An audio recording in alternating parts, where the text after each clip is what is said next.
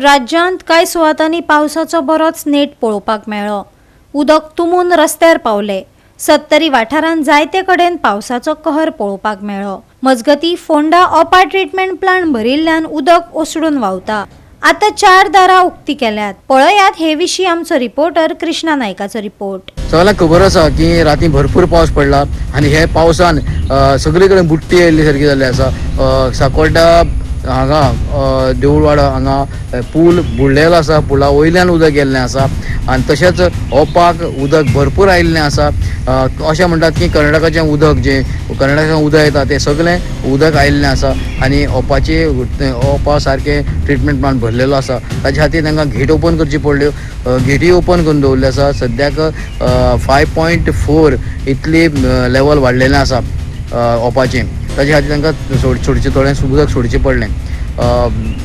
पावस भरपूर पडटा आनी पावस पडत आसा अशी बुट्टी येवंक शकता, ताका लागून हे सगळो उपाय करचो पडटा।